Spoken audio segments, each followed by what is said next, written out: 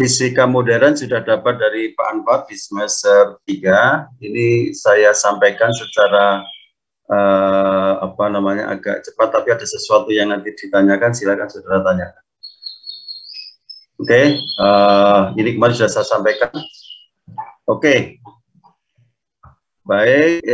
Nanti di tengah-tengah perjalanan saya jelaskan beberapa yang saya diskusikan dengan saudara. Jadi radiasi ini nanti kita akan banyak berbicara tentang bagaimana interaksi radiasi terhadap materi, baik alfa, beta, gamma, neutron gitu. Maka pengertiannya ini adalah pancaran energi melalui materi atau ruang dalam bentuk gelombang elektromagnetik ya. Elektromagnetik itu bisa gamma, bisa sinar X, atau partikel. Partikel itu bisa beta, bisa alfa ya. Hakikatnya tanpa medium ya, tanpa medium. Ini ada beberapa macam, ada gelombang radio, gelombang mikro, inframerah, saya tanpa, ini mungkin Pak Anwar menjelaskan ya, gelombang ultraviolet.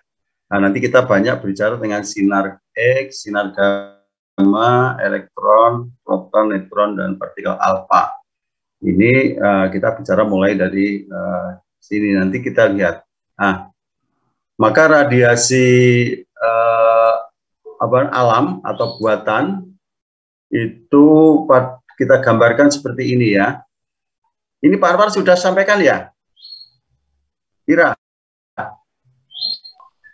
Iya, sudah Pak. Sudah ya? Sudah. Kalau sudah nanti saya skip aja ya. Berarti harus cepat saya. Ini radiasi alam, ini ada radiasi alam, ada radiasi buatan ya, dan artificial. Ini kalau yang buatan bisa dari medis, tenaga listrik ya. Nah, untuk yang background ya, untuk background radiation ini ada berbagai macam sumbernya. Nanti harus diketahui karena nanti saudara berbicara tentang alat ukur radiasi, implementasi nuklir misalnya harus ada cacah neto, cacah gross, cacah background, itu bisa membedakan. Nah, background itu di radiation detection di Knoll itu kalau saudara buka ada terbagi menjadi 6. Ini ada kita ada dari gedung ya. Ini menyumbang sekitar 8%, kemudian dari gas radon ya, ini lebih banyak ya. Kemudian ada makanan, minuman, ada dari sinar kosmis ya. Kemudian kalau yang artificial source ini dari radiasi buatan, bisa dari medical ya. Ini cukup banyak digunakan ya, bisa yodium 31, TT99, itu kan buatan ya. Kemudian ada nuclear power, ini masih kecil ya. Nah, ini untuk background. Kemudian di sini ada kalau dari pesawat sinar X ya. Kalau pesawat pakai proses sinar X, nanti keterkaitan dengan produksi sinar X pada tabung sinar X. Kali ini kalau ada listrik ya, pakai listrik ya, itu baru muncul untuk pesawat sinar X. Misalnya di radiografi ada pakai sinar X juga. Kalau di kedokteran ada pesawat sinar Roentgen itu ya. Nah, kemudian ada proses di sini ada ini dari induk ya, kemudian dia meluruh bisa anak isoton, bisa ke alfa itu ke helium ya. Kemudian untuk yang beta itu elektron. Kemudian untuk yang gamma ini adalah dari sinar gamma foton. Bedanya untuk yang bisa bedakan hasil dari sinar X dan sinar gamma. Ini pembedanya apa ya? Misalnya contoh di sini ya. Sebentar.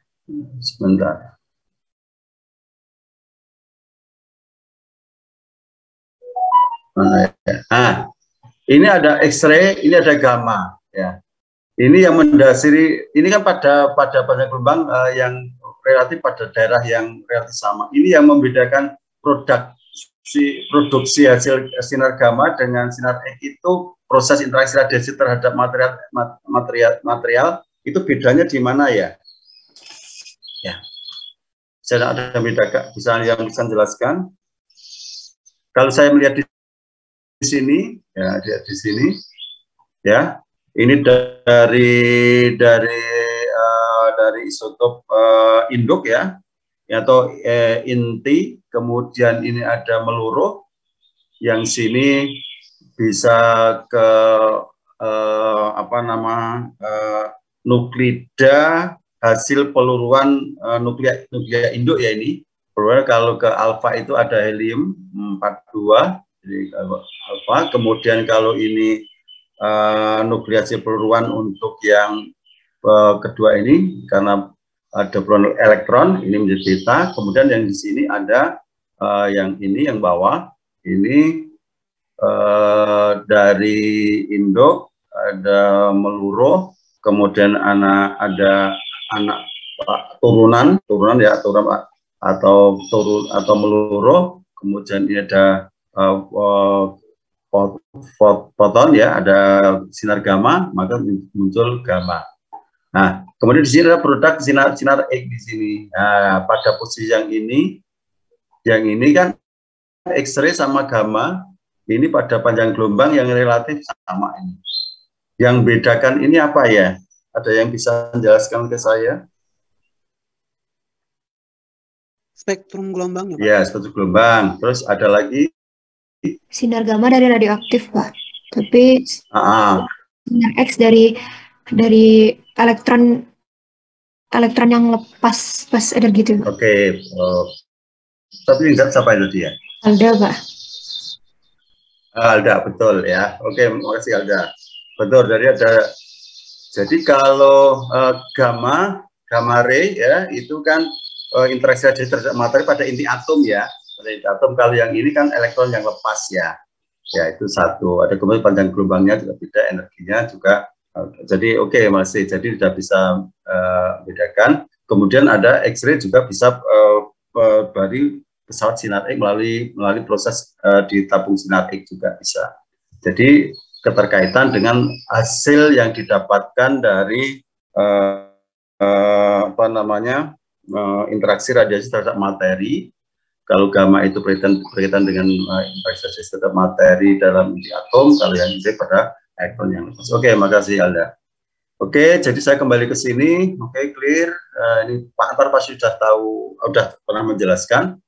Nah, kalau keterkaitan dengan pengion itu kan ada ion. Nah, ion itu adalah apa? Ion, atom bermuatan negatif atau positif ya? Negatif, Pak. Nah, negatif. Oke, ion itu atom bermuatan negatif karena penambahan elektron atau penambahan elektron atau apa ya istilahnya ya di fisika atom ini. Kation ya, karena pengurangan elektron ya. Maka interaksi radiasi terhadap materi itu salah satunya terjadi ionisasi ya. Ionisasi atau ionisasi. Jadi ada terjadi ionisasi kalau di gas itu kan ionisasi ya. Ionisasi apa? Ionisasi itu proses proses perubahan atom atau kelompok atom netral menjadi bermuatan listrik. Karena apa? Akibat pengurangan atau penambahan elektron. Nah, kemarin sudah kita diskusikan. Oke. Nah, jadi ada yang non ionisasi, ada yang ionisasi. Kalau yang ionisasi yang posisi di panjang gelombang yang posisi yang di sini ya, yang apa namanya, yang panjang gelombangnya akan lebih tinggi atau lebih panjang atau lebih pendek untuk yang terjadi proses ionisasi. Ini Anda lihat ini ya, untuk gamma ray ya 0,001 nanometer, kemudian ada 001 nanometer dan seterusnya di sini ya. Ini kan bisa Anda lihat ini besarnya ini. Kemudian ada untuk yang terus sampai ke posisi gamma ray, X-ray. Kemudian di sini sudah ke ultraviolet kalau yang posisi ya. Ini posisi yang gamma dan X-ray di sini. Nah, kemudian coba Anda lihat di sini spektrum untuk elektromagnetik, ada elektromagnetik spektrum. Ini panjang gelombangnya. Kalau Anda lihat langsung saya masuk yang gamma saja ya, gamma dan X-ray. Nah, di sini kan, bandingkan frekuensinya akan lebih besar atau lebih kecil angka ini, lebih besar ya. Ini kan ada posisi yang X-ray, kemudian gamma itu kan mulai dari 10 pangkat 16 ya. Kemudian kalau energi fotonnya juga akan lebih besar elektron voltnya ini kan ada besar 10 pangkat 3, 10 pangkat mulai dari 10 pangkat berapa ini? 10 pangkat 7 ya, sila 7. Nah, ini untuk spektrum dari beberapa panjang gelombang tertentu dari masing-masing jenis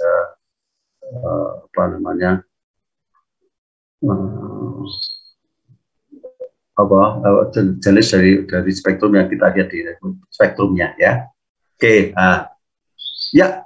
Berarti spektrum itu berbanding lurus dengan frekuensi, Pak? Atau ini lihat, ini kan ini ada betulnya ada frekuensi ya. Kalau frekuensi ke sana ini kan ada keterkaitan. Ini kan frekuensinya besar. Ini kan di sini mulai dari gelombang radio, microwave, radar. Ini kan pada frekuensi lebih rendah. Kemudian yang ke atas ini ada X-ray, ada mulai dari inframerah, ya, infrared ya, ultraviolet, kemudian ini ke X-ray, kemudian gamma ray. Ini kan berarti kan lebih tinggi. Dilihat dari sini kan jelas toh. Ya, Ibnu. Iya, betul ya. Kalau energinya juga akan lebih tinggi toh ini untuk energi of one photonnya. Ini kan dari katakan misalnya radio 10 pangkat 9 power ini ya, kemudian terus ke atas, kemudian infrared pada daerah sekian ya, ini daerah-daerah ini ya. Nanti ada tabelnya, ini kan ini menggambarkan saja tabel inframerah energi frekuensi sekian sampai sekian, microwave sekian sampai sekian, ultraviolet sekian ada tabel ini kan menggambarkan untuk kalau pas ini lebih besar. Misalnya ini kemudian X-ray ini dari mulai dari 10-16 sampai sekitar berapa ini ke atas, kemudian gamma ray. Kalau X-ray sama gamma ray kan frekuensinya juga overlap di situ kan, ada yang mendekat, ada yang sama kan, karena hanya produknya yang berbeda kan. Dari hasil produksi dari X-ray dan gamma ray itu yang satu pakai dengan elektron, yang satu pakai interaksi radiasi inti atom kan untuk yang gamma. Nah ini, betul. Jadi kalau sini berbanding dengan frekuensinya, gitu ya. Gitu ya Ibnu ya. Baik Pak. Oke baik. Oke. Sekarang gelombang elektromagnetik, sifat radiasi gelombang elektromagnetik ini dulu pasti Pak Alo sudah tahu kecepatan rambat cahayanya 3/10 pangkat 8 meter per detik. Lintasnya berupa garis lurus, tidak mau terpengaruh oleh medan listrik dan medan magnet karena dia kan elektromagnetik, dapat mengitakan film sehingga dipakai di film bed, dipakai di radiografi yang pakai film itu, kemudian di Rongsen itu kan pakai film ya, karena itu bermanfaat karena gelombang elektromagnetik untuk bisa menghitamkan film interaksi terhadap film yang ada di dalam alat itu. Nah, prosesnya nanti saat dia harus baca maka harus pakai diukur. Salah satu mungkin pakai alatnya densitometer kan. Nah, ada loh kakak kelas saudara yang membuat alat ukur untuk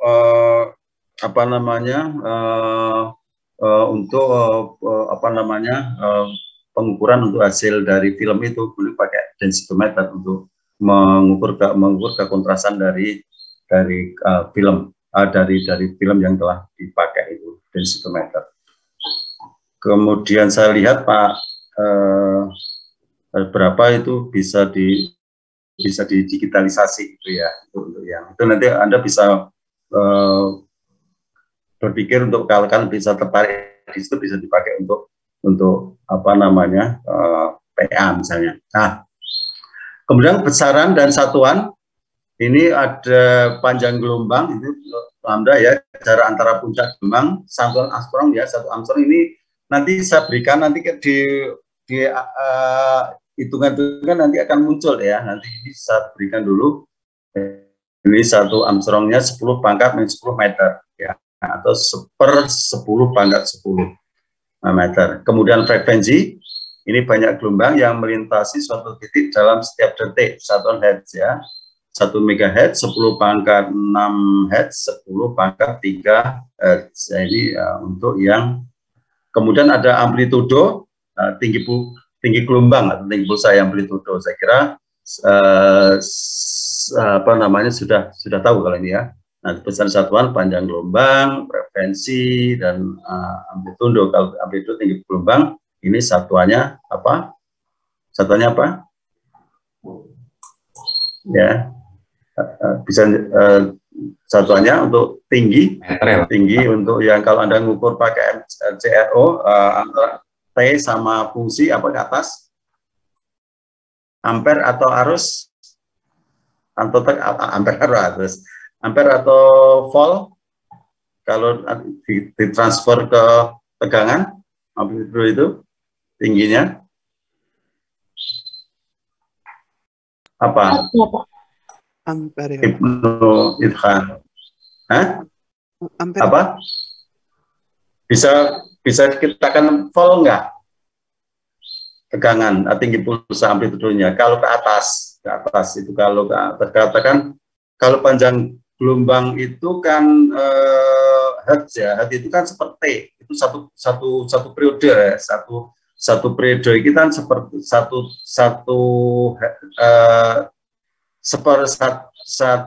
T itu kan seper F ya, F atau seper T itu kan satu gelombang ya.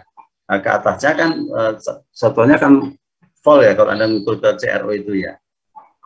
Oke, ini tadi saya sampaikan spektrum kita khusus di dalam gelombang elektromagnetik. Ini banyak tersinggung kita di dalam nanti pembahasan keselamatan radiasi. Ya, banyak dipakai nanti. Ini ada posisi ya, ini ada spektrum gelombang elektromagnetik ditentukan oleh frekuensi. Tadi ditanyakan oleh Ikan tadi, ditentukan oleh frekuensi ke panjang gelombang. Kemudian sinar X dan sinar gamma, panjang gelombang paling pendek, inframerah, panjang gelombang yang paling sinar X dan gamma panjang gelombang yang panjang gelombang yang paling besar. Nah, sinar X dan sinar gamma dengan frekuensi dan panjang gelombang yang sama mempunyai sifat-sifat yang sama. Walaupun nanti sifatnya kan sama, ini cuma nanti berkaitan dengan dari sumbernya dari mana yang membedakan. Tuh, kemudian untuk daya tembus sinar X dan sinar gamma mempunyai sifat yang sama ya, dengan cahaya seperti dipantulkan, dibiaskan, difraksikan. Namun dalam lebih kecil karena situ sinar X tidak dapat difokuskan dengan lensa.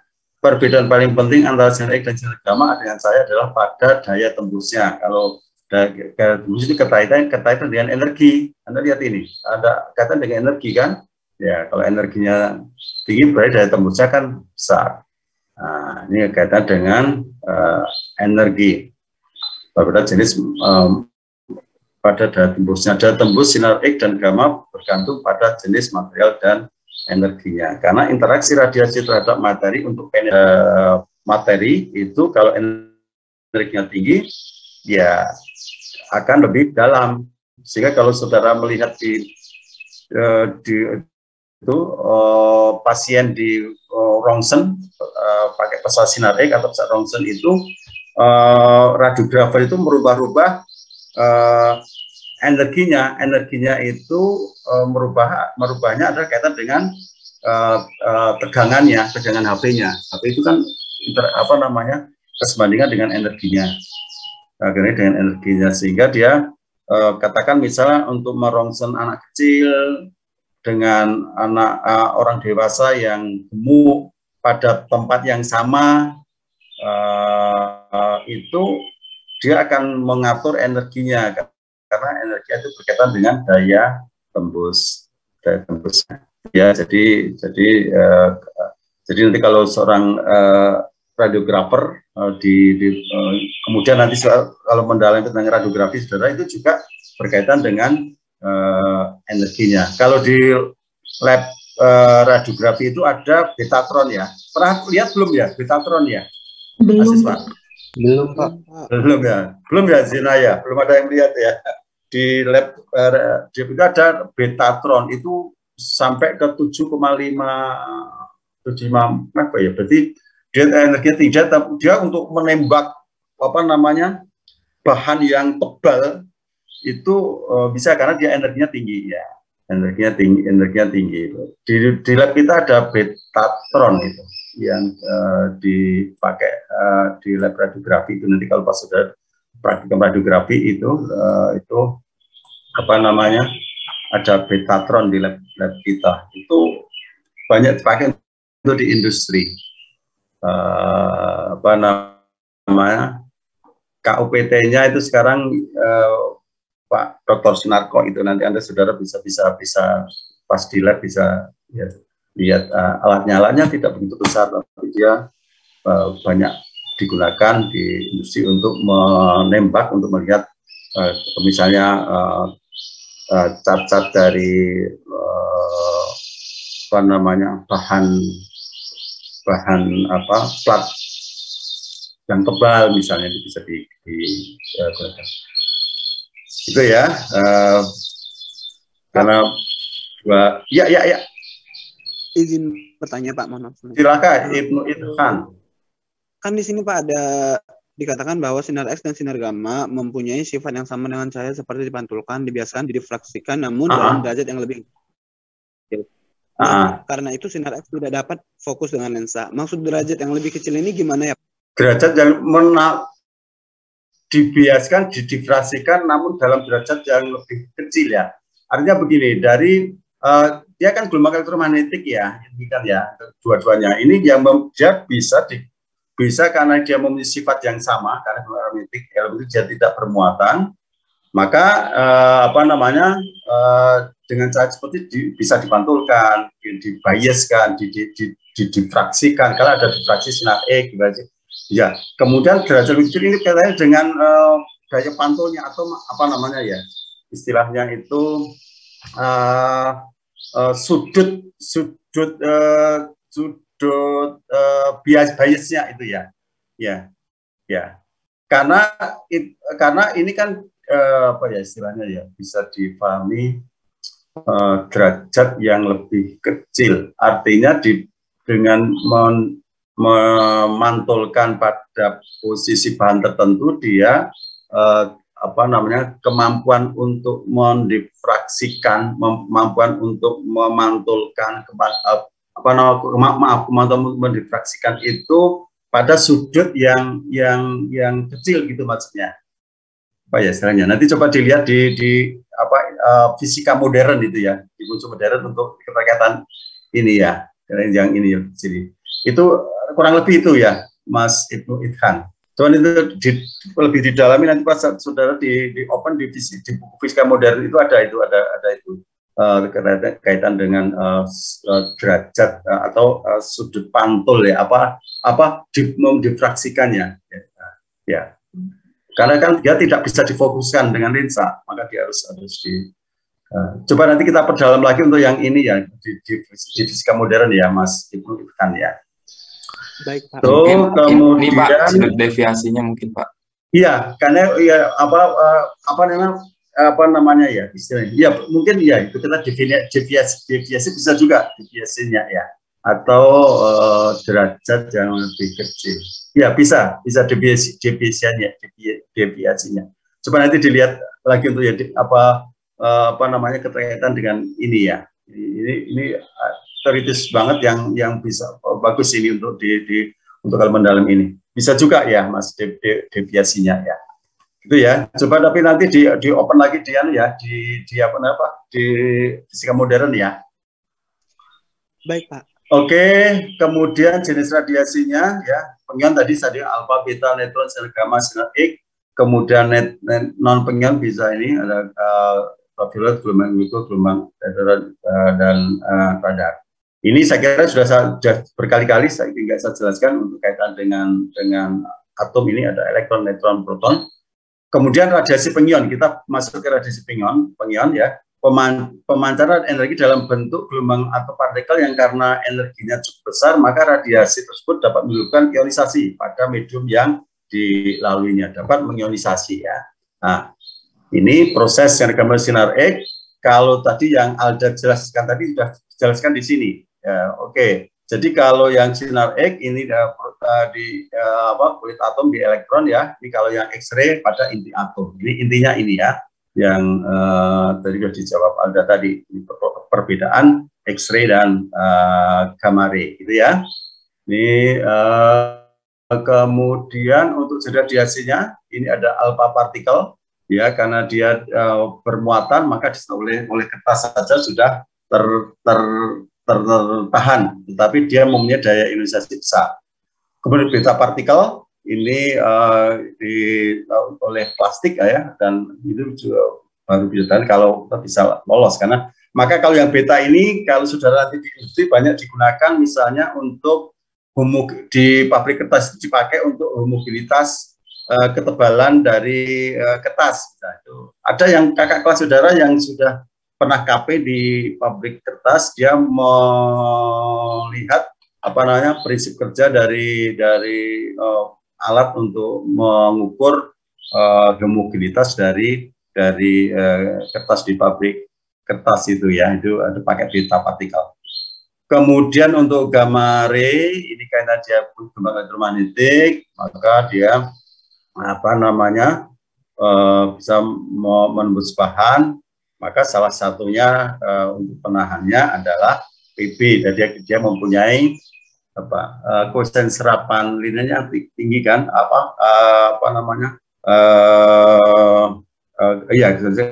koefisien linear hambatan jenis ya, jenisnya tinggi 13, berapa itu ya. Nanti kita perjalanan untuk yang berkaitan dengan interaksi radiasi dan materi untuk radiasi eksternal. Kalau di gambar ini nanti banyak hitungan di sini untuk menentukan HVL-nya. Nah, ini seperti kali kata contoh tadi untuk yang untuk alfa itu ada tertahan, kemudian beta ini masih lolos, kemudian aluminium bisa tertahan. Ini Anda bisa praktikan di untuk sumber-sumber pakai penahan ya. Nah, kemudian untuk sinar gamma ini karena dengan gelombang elektromagnetik masuk sinar X, maka kertas, aluminium masih lepas, kemudian timbal baru tersebar. Itu sebelumnya masih ada ini kan dia eksponennya masih ada di sini kecil, tapi tergantung dari berapa tebalnya PB yang kita gunakan. Ini nanti praktikum di ADPR ada untuk KTM menentukan HPL yang penahan radiasinya di sini bercacah nuklir. Ini ya proteksi radiasi eksternal untuk berbagai macam, untuk partikel alfa, partikel beta, kemudian sinar gamma. Ini ada pertanyaan? Cukup ya. Oke, kalau atom dan inti atom ini atau bagian dari suatu materi yang memiliki sifat dasar materi tersebut, sebenarnya telah diketemukan sekitar ini ya. Anda coba nanti buka di tabel unsur ya. Nah, itu kemudian ada muatan elektronnya, simbolnya E kecil itu 1,6 10 pangkat min 19 kolom. Kemudian satuan massa atom ya. Satuan massa atom itu 1,6 10 pangkat min 27 kilogram. Kemudian untuk model atom bond ini saya kira sudah dijelaskan di Pak Anwar. Sudah ya, Ibnu ya? Sudah pernah Pak. Sudah, saya kira saya lewati aja. transisi elektron ini saya kira juga sudah dijelaskan ya. Langsung ke struktur atom ya. Atom jadi 3 partikel ya. Ada proton bermuatan positif, ada neutron yang sama dengan proton tapi tidak bermuatan listrik, kemudian elektron sangat ringan bermuatan negatif. Ini ada proton plus neutron, ini atom ya. Elektron yang mengelilingi inti atom. Contohnya misalnya atom helium ya. Atom helium ini nukleusnya ada 4 ya di sini, ini kemudian dililingi oleh elektron. Jumlah proton dan elektronnya harus sama, kalau tidak menjadi ion. Ion atau jumlah neutron dapat berbeda. Ya. Jadi dikatakan ion tadi adalah atom bermuatan negatif atau anion, penambahan elektron atau positif atau kation karena pengurangan elektron, maka nanti akan terjadi peluruan gitu ya. Jumlah proton menentukan jenis atom. Ini saya kira mengulang Pak Anwar ya. Jumlah proton menentukan jenis atom. Semua atom yang berisi 2 proton adalah helium. Semua atom yang berisi 4 proton adalah berilium. Semua atom yang berisi 8 proton adalah oksigen. Semua atom yang berisi 24 proton adalah atom besi. Ini artinya apa ya? Bisa dipahami dari sini. Kalau pengertian ini berarti artinya apa?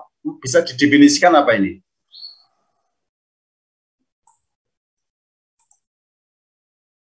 Asrar.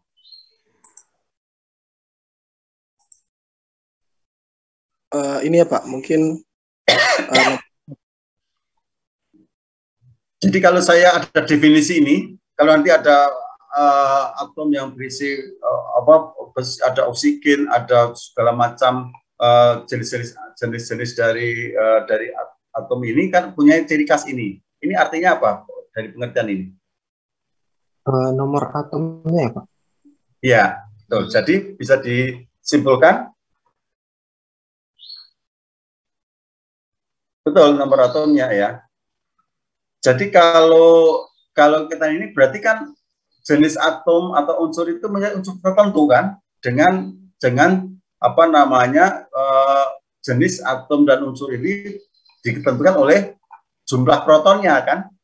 Ya, jumlah protonnya. Oke, kita lihat di belakang. Nah, sekarang ini tolong nanti jangan sampai lupa ini ya.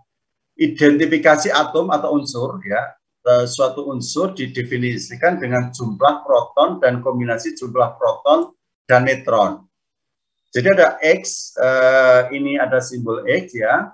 Ini ada A, ini ada Z. Ini jangan sampai lupa ya. Ini sering digunakan nanti. X ini adalah nama unsur. Kalau A ini nomor massa.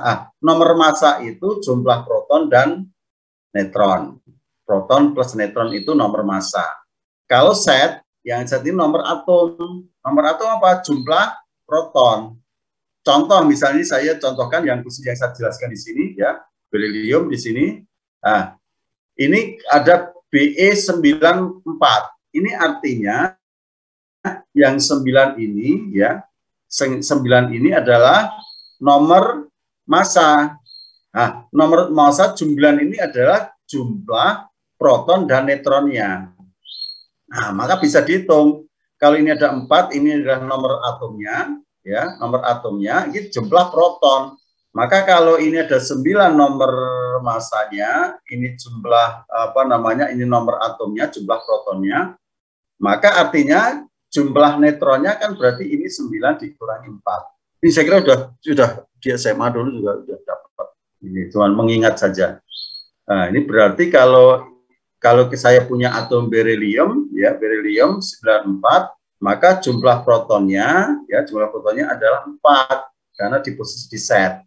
Maka jumlah neutronnya itu kan berarti posisi ini 9 dikurangi 4. Ya, ini saya kira sudah jelas, ini sering kita dengar, sudah kita pelajari dari sejak SMA dulu. SMA di jilid 3 di akhir itu kan kita bicara tentang itu di fisika itu ya.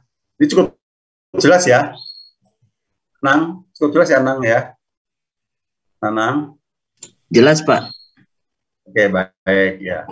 Itu nyebutkan cuma sama cek terus saudara intent di depan laptop atau di depan HP kan. Jadi saya random untuk memanggilnya.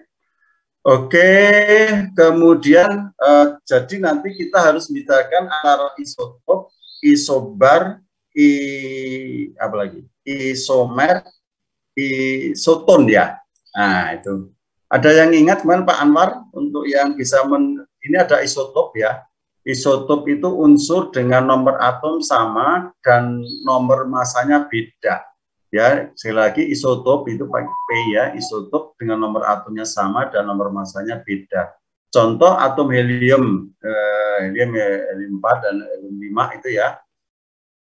Ini kan berarti kalau yang sebelah kiri ya, ini setnya 2 ya, setnya 2, karena A-nya kan 4, aset ini jangan sampai ya, aset berarti kan ini 4 ya, ini 4.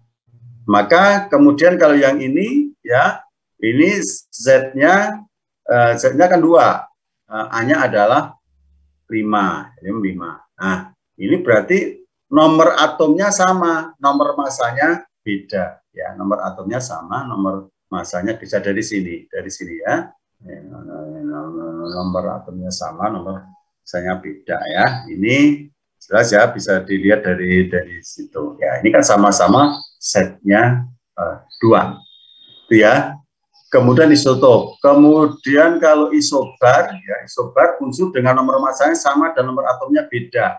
Contohnya Si 31 fosfor ya, ini kan yang bedakan ini yang bawah. Yang bawah itu berarti nomor atom atau nomor massa?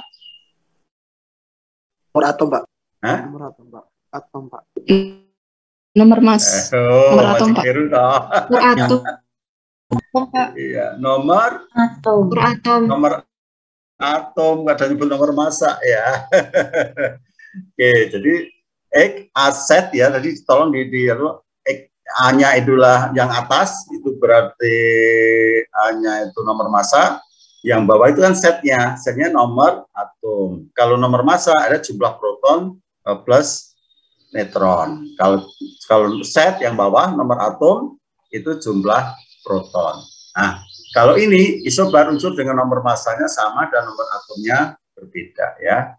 Contoh isotop unsur dengan neutron sama dan nomor berbeda. Ini contoh ini. Ini kan ini 26, 27, 28, 12, 13, 14. Ini kan, tapi ini posisi di ini berarti ini kan 26 kurangi 12, 27 kurangi 13, 28 kurangi 14, ini kan sama kan jumlahnya kan sama.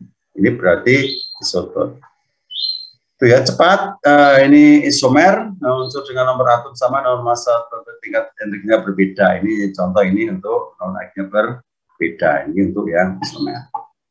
Nah, isotop dapat terjadi secara alamiah atau dibuat pada reaktor nuklir dengan menambahkan neutron pada inti sehingga terjadi peningkatan nomor massa. Jika penambahan neutron mengganggu keseimbangan inti atom, isotop menjadi tidak stabil, disebut radionuklida. Oke, ini saya kira sudah clear masalah. Contoh, nah coba ini sekarang contoh, coba dilihat ini. Pasangan nuklir di bawah ini yang merupakan isoton kira-kira apa ya? Kalau isoton, definisi isoton tadi. Isoton, coba ini isoton. Ini yang isoton itu definisinya adalah apa? Neutron sama, Pak. Neutron sama. Nah, neutron sama, nomor atom beda. Kalau ini berarti yang isoton yang mana ini? D, Pak. Oke, siap. Oke ya, udah tahu ya ini contoh di. Oke, clear. Saya kira enggak masalah. Clear. Kestabilan inti atom dikatakan stabil baik komposisi jumlah proton dan neutron adalah seimbang serta tingkat energinya sudah berada pada keadaan dasar. Ya, semua unsur stabil inti atom ringan terjadi bila jumlah proton sama dengan jumlah neutron, sedangkan stabil inti atom berat terjadi bila jumlah neutronnya terus dari 1,5 kali 10 kali 1,5 kali jumlah protonnya. Ini kalau saudara lihat di grafik itu ya, pada posisi grafik yang antara nomor atom nomor massa itu ya. Nah, peluruan bahan radioaktif kita dengan jumlah cukup banyak, peluruan radioaktif, proses perubahan intrasemua inti atom tidak stabil jadi stabil. Kalau isotop radioaktif dapat melancarkan salah satu berikut, alfa, beta, alfa yang dari sinar gamma, beta yang dari sinar gamma. Jadi kalau saudara melihat di peluruan itu, di misalnya kobal 60 misalnya, itu tidak langsung gamma itu, jadi ada proses peluruan sebelumnya, bisa proses peluruan beta dulu, kemudian baru ke dengan sinar gamma. Ada yang unsur yang dari ke sinar gamma. Ini ya. Kemudian jumlah proton dan tidak seimbang alfa atau beta, tingkat dari tidak berada pada dan dasar di gamma, tidak jenis peluruan radioaktif. Ini saya kira sudah rangkaiannya tadi. Ini sudah disinikan tadi, saya kira dilanjut aja. Ini tadi untuk pelururan alfa, ini sebelum dari reaksi dan sesudah, ini unsur kanan dan kiri sama ya. Contoh ini aset untuk alfa ya, ini dari kalau alfa ini hari 42 berarti hanya kurang 4, setnya kurangi 2. Contoh misalnya U238 ya, ini thorium, jadi thorium 234, ini kan kurangi 4 ini. Ini 92, ini jadi thorium plus alfa ya. Sebenarnya contoh sifatnya adalah untuk daya ionisasi besar, jarak tembusnya itu kecil di medan magnet ya. Ini dari misalnya dari alpha particle radiation, ini dari thorium 232 ya. Kemudian ada ukurannya U235, kemudian alpha ya. Ini sudah ya dari U235 ya, karena dari U235 kemudian ini thorium itu kan berarti berkurang 4 ini, 235, 231 ya, 231, kemudian ini alpha ya. Ini kalau dari U235, U235 alam ya, 231 kan kurangi 4 kan, ini ke anaknya ini ke peluruannya karena ada alpha partikel ini. Kalau ini pakai dari U235 menjadi thorium 231, kalau yang U238 menjadi thorium 234. Ini ada alpha 42. Kemudian untuk yang partikel alpha tadi terjadi pada inti relatif berat, setnya lebih dari 80. Kemudian ini aset ini kurangi 2, nomor atomnya, kemudian nomor masanya kurang 4, alpha inti helium. Daya ionisasinya sekian ya, lebih besar dari beta sekitar 100 kalinya. Kalau dari gamma lebih besar lagi, 10.000 kalinya. Tapi jangkauannya pendek, bergantung dari energinya. Nah, ini daya ionisasi akan besar. Jangka jaringan tubuh 0,3 mm di medan listrik dan magnet menjadi 1/10 sampai 1/100 ya, 1/10 kecepatan cahaya untuk alfa. Kemudian untuk yang beta ya, ini dari katakan ini untuk beta particle radiation, ini katakan misalnya di sini ada contoh ya, ini ada potasium 40, maka dia menjadi posisi dia berarti di sini menjadi kalsium 40. Contoh yang di sini, ini X, AZ menjadi anaknya menjadi atau turunannya, ini kalau vitamin ya. Ini contoh misalnya ini fosfor ya, fosfor 32, ini menjadi S ya, sulfur 32, ini kan sama yang ini kan jadi plus 1 setnya ya, setnya nomor atom ya, nomor atomnya tambah 1 ya. Kalau yang beta plus ini posisi sini, berarti ini posisi misalnya O 15, ini jadi N 15, ini 8, jadi karena ini plus 1 di sini beta plus, maka di sini menjadi 7, 8 kurangi 1 di sini. Nah, sifatnya daya ionisasi lebih dari alfa karena dia punya muatan. Kalau jangka tembusnya lebih besar. bisa dibelokkan dengan listrik ya kecepatan sekian. Ya, ini untuk peluruan beta. Kemudian untuk apa namanya, ini rangkumannya bersifat integratif ringan. Daya listrik sedang tadi dibelokkan sekian ya, 100 sampai 100 kecepatan cahaya.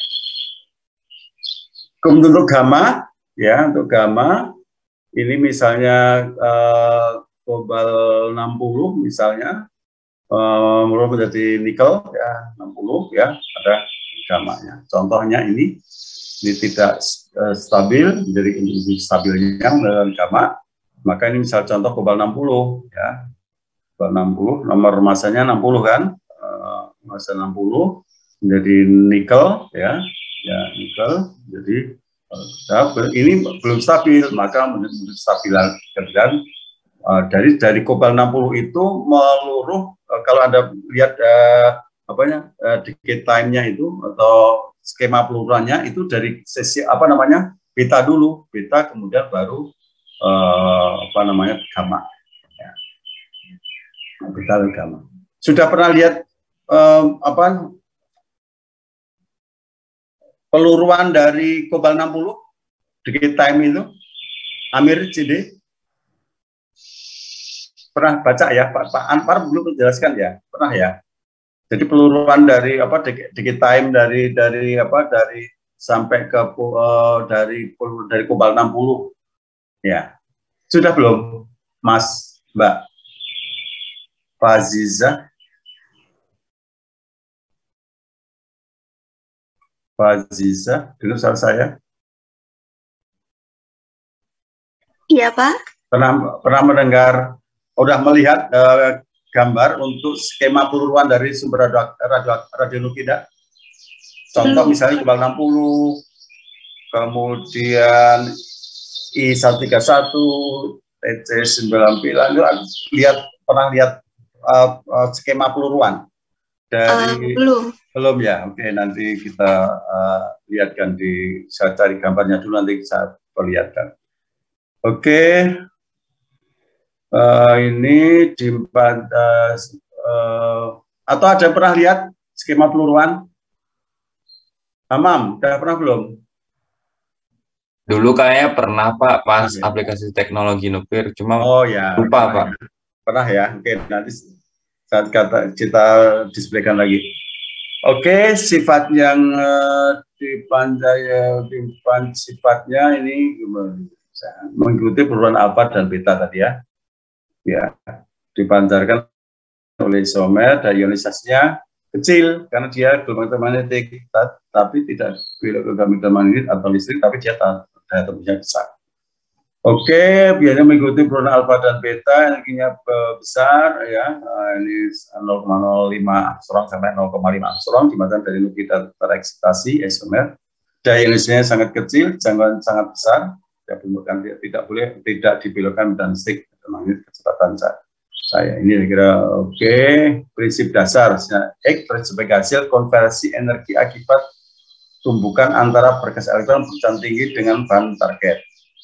3 jenis energi dihasilkan ketika ditumbuhkan energi elektron dengan target yaitu panas ya.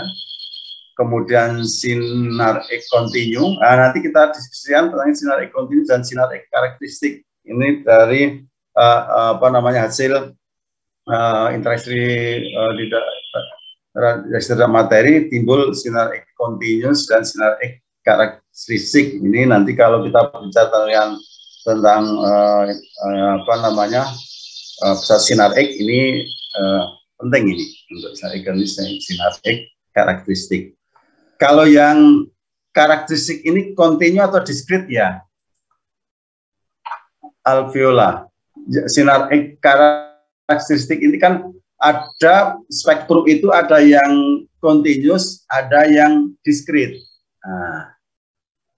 Ada yang continuous, ada diskrit. Kalau saya katakan misalnya sinar X karakteristik alveola, ini diskrit atau continuous ya? Diskrit, ini karakteristik diskrit atau continuous? Diskrit.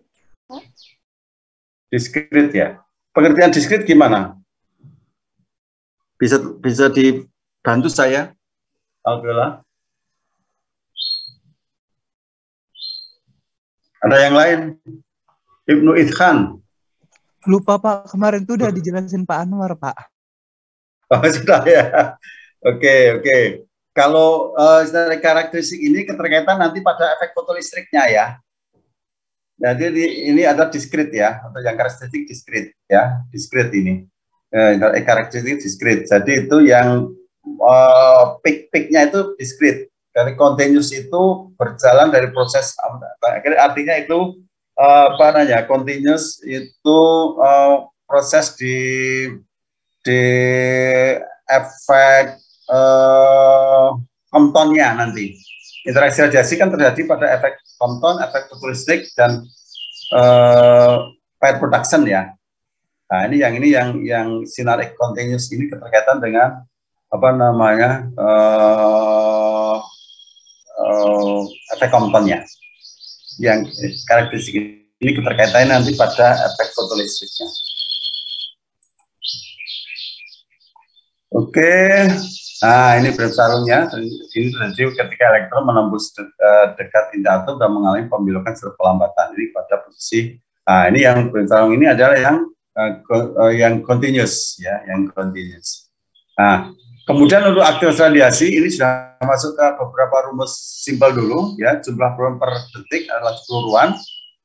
Aktivitasnya adalah n per detik. Ini adalah jumlah yang atomnya fungsi waktunya. Ini lambda n ya. Kalau n-nya, ini kalau Anda di n sama n0 e min lambda t, ya, lambda t. Atau a sama a0 e min lambda t. Kalau n ini berarti jumlah pada posisi mula-mulanya, atau kalau a-nya aktivitas mula-mula, maaf, n0-nya maksud saya. Kalau a0-nya aktivitas mula-mula, a-nya ini pada posisi pada waktu tertentu, karena dia akan berpengaruh. Sebentar, habis.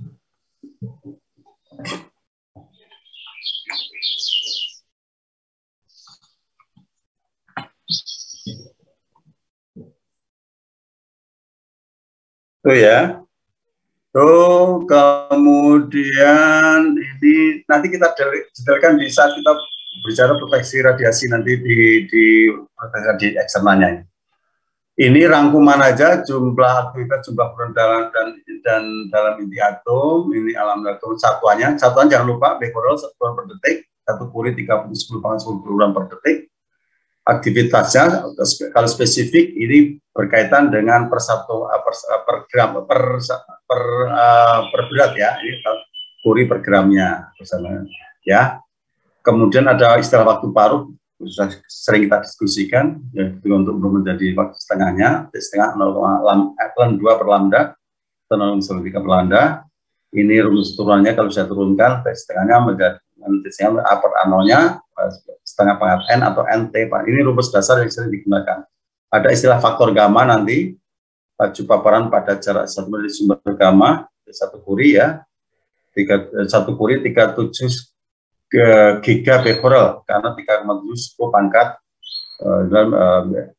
becquerel. Nanti kalau satuan faktor gammanya adalah ini Rm kuadrat per Curie jam. Ini faktor gammanya sekian kalau saudara menghitung. Ini ada fraksi, ada energi, ada apa namanya, ini berbanding dengan energinya kan, ya energinya. Radioaktivitas ini satuannya. Ini nanti kita detailkan di dosimetri radiasi ya. Ini sebagai pengantar aja. Aktivitas becquerel Curie BPS bisa becquerel Curie BPS. Paparan bisa Roentgen, dosis terap bisa Gray, red, dosis ekvivalent bisa Sievert, bisa rem. Nanti kita ya, diskusikan lagi ini yang khusus ini di dosimetri satu pertemuan nanti. Dosis efektif berlaku untuk Indonesia untuk pekerja radiasi 20 milisievert per tahun. Ini tolong nanti baca perkab Bapeten nomor 4 tahun 2013 ini wajib baca ya. Nanti Anda bisa browsing di websitenya Bapeten atau nanti bisa share ke saudara. Ini wajib untuk belajar proteksi keselamatan radiasi perkab nomor 4 tahun 2013. Itu satuannya ini ada 10 bahan radioaktif, satuannya Curie, kemudian 1 Curie 37 miliar atom atau 10⁻⁹ ya. Kemudian 1 puluhan per detik. Kalau 1 puluhan per detik itu 1 becquerel satuan SI-nya. 1 Curie-nya 37 10⁻⁹. Kalau ada nulis 3,7 ya, ada 3,7 berarti ini 10⁻8. Oke. 10, Pak. 10, maaf. Kalau Anda nulis 3,7 10⁻10 poluan per detik ya, ⁻10. Ini konversi saja ya, konversinya Anda tinggal, kalau Anda apalnya intinya ini ya, intinya tadi mana? Ini ya, ini cuma konversi saja. Jadi nanti Anda langsung hitung sendiri, tidak usah perlu dihafalkan. Ini konversinya ya, 1 Curie 37. Jadi kalau satuan-satuan ini kan ini tabel aja. Di 1 becquerel sekian picocurie, ini kan berarti kalau 1 Curie 3,7 10⁻10 becquerel, berarti kalau 1 becquerel kan dibalik sepernya. Jadi kira tinggal Anda konversikan aja. Waktu paro diperlukan untuk meluruh dari setengah jumlah atomnya. Ini sudah sering kita sampaikan. Kalau waktu paro 30 tahun untuk cesium, maka saat 1 gram bahan radioaktif 30 tahun, kemudian yang aktif tinggal setengahnya, gitu ya. Ini waktu paro, kalau Anda melihat di sini, berarti kalau ini 100, ini meluruh pada posisi ini menjadi setengahnya, 100 berarti posisi 50, maka sini adalah berapa T-nya, ini adalah T setengah, untuk meluruh menjadi setengahnya. Jadi sudah sering kita dapatkan rumusnya T setengah ln 2 per lambda atau 0,93 per lambda, NT per T setengah, maka A-nya setengah. Ini ada rumuskan matematik secara sendiri ya, ini langsung ketemu A sama setengah dan A0. Ini tidak masalah ya. Contoh, nah ini coba ini di kertas ini, tolong. Sumber iridium 192 punya aktivitas 100 megabecquerel pada tanggal 1 Januari 2021. Berapa aktivitas pada tanggal 28 Mei? Waktu paruhnya 74 hari. Coba ini siapa yang dapat? Sedikit lagi. Ini tinggal 920. Kita sampai 9 berapa ya? 910 ya? 920 ya? 910 Pak. 910, oke. 7 menit lagi. Tolong ini dihitung sedikit jilid sebentar. Dari rumus-rumus ini.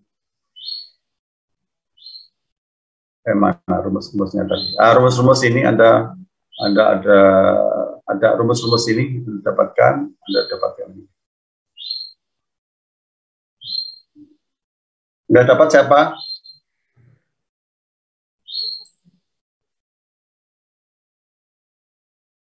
Cinta udah dapat? Tidak? Cinta? Asrar?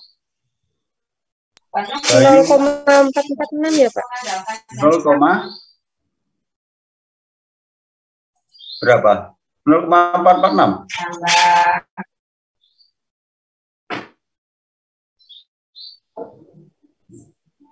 Betul, 0,446. Saya lihat aja, saya masuk di sini. Nih.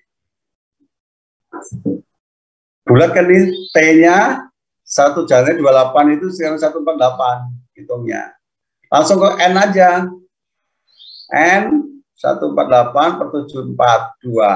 A-nya setengah pangkat N, A0, setengah N-nya 2. Ini N-nya dari sini ya, dari sini.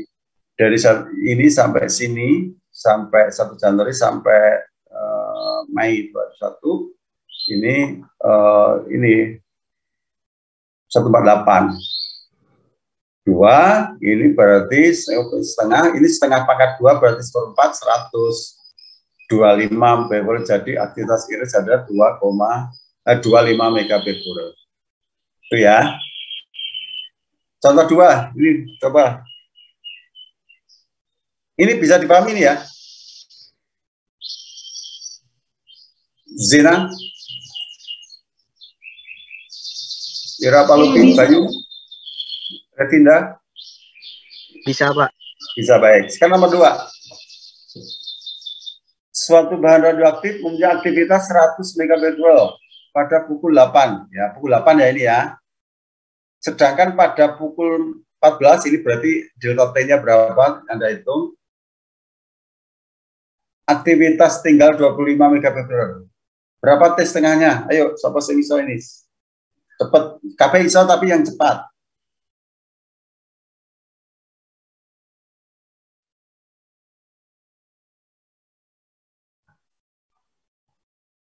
Revinda udah ketemu?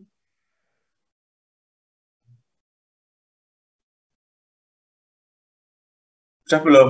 Sudah dapatin berapa T setengahnya ini, Revinda? 3 jam, Pak. Berapa? Ada yang 3 jam. Ada yang lain? Anissa sudah ketemu? 3 jam, Pak. 3 jam. 3. Oke. Saya kira sudah clear, sudah bisa. A0 100 megabecquerel, AT 25 megabecquerel, T 6 jam, A per A0 25 per 100, setengah pangkat 4 berarti setengah pangkat 2 kan? N-nya berarti 2. N T per T setengah 2, T setengah, T per 2, 6 per 2, 3 jam. Oke, clear. Kalau dosen kan memberi soal yang mudah-mudah, baik gampang, tinggal gampang ceritanya. Tapi nanti kalau soal ya yang agak sulit gitu ya.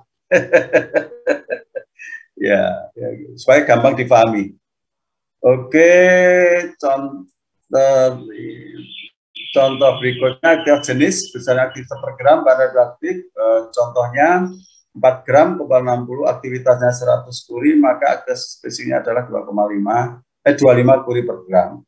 Jadi aktivitas spesifik naik, maka beratnya turun, ukuran sumbernya kecil, gitu ya. Ini cepat, waktunya mau habis. Asumsi lambda kali NSP, lambda 0,693 per T setengah, NSP 6, N-nya 6,02, 10 pangkat 13. Itu jumlah atom dalam satuan gram. Radioaktif. Hanya nomor massa ya. Sekali lagi untuk X aset ya, itu jangan sampai lupa. X-nya nama unsur, X-nya nama unsur, A-nya nomor massa, setnya nomor atom ya. Nomor massa itu jumlah proton plus neutronnya, setnya nomor atom adalah jumlah protonnya. Itu jangan sampai lupa ya. Berapa aktivitas jenis Ra226 yang menjawab paruh 1620? Langsung Anda masuk di sini, Anda masukkan rumus ini. Ini Anda masukkan, ketemu. Nah, ini sudah ketemu. Anda lihat di PowerPoint saya nanti lihat ulang aja, saya sharekan ke saudara. Dua bahan radioaktif dibandingkan tidak radioaktif tinggi menghasilkan radiasi gamma lebih banyak. Contoh atom kebal 60 memancarkan partikel beta dan 2 sinar gamma. Atom meluruh menjadi seperempat atom partikel beta dan sinar gamma, dapat atom partikel beta dan tanpa sinar gamma. Ini contoh interaksi alfa dengan materi. Ini saya kira sudah sudah di Pak Anwar ini ya. Ini juga sudah di Pak Anwar, saya kira sudah. Anda tinggal melihat lagi efek fotolistrik, Compton dan fire production. Ya, ini ya, berarti kalau efek fotolistrik ini pada dominan pada setnya yang setnya pada energinya rendah, efek Compton pada relatif pada posisi setnya rendah yang paling dominan. Pair production produk pasangan itu pada posisi energinya tinggi ya, lebih besar daripada 1,02 MeV, nanti baru ada pair production. Nanti kita lihat di spektrum beberapa radioaktif yang menimbulkan pair production-nya atau timbul peak-nya. Ini efek fotolistrik, ini efek fotolistrik di sini ya. Kemudian efek Compton, ini berkaitan dengan energi foton diserap oleh elektron terluar, kemudian lepas dengan energi dari foton, foton terhampur.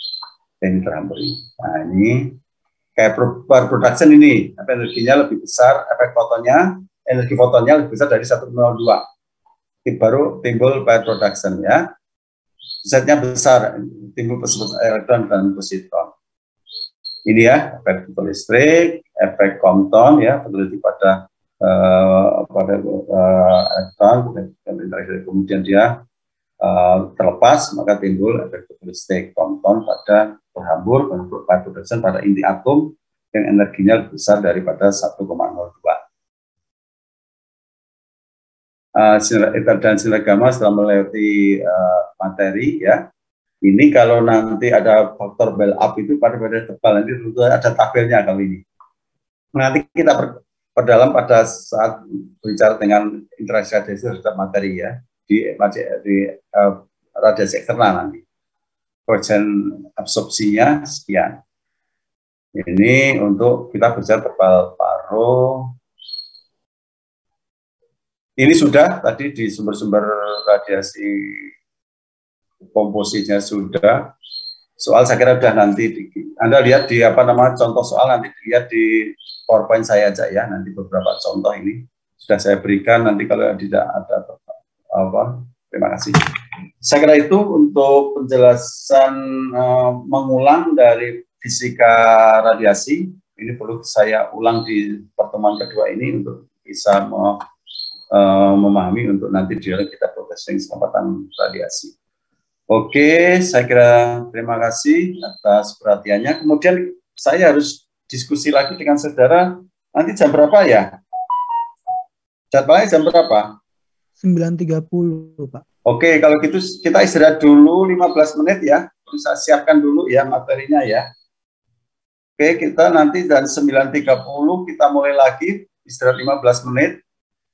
Bisa off dulu silakan, minum-minum dulu kalau Anda kemudian jam 9.30 kita mulai lagi untuk penjelasan praktikum ADPR ya. Linknya sama pakai ini enggak? Pakai ini aja ya, linknya sama ya? Sama Pak.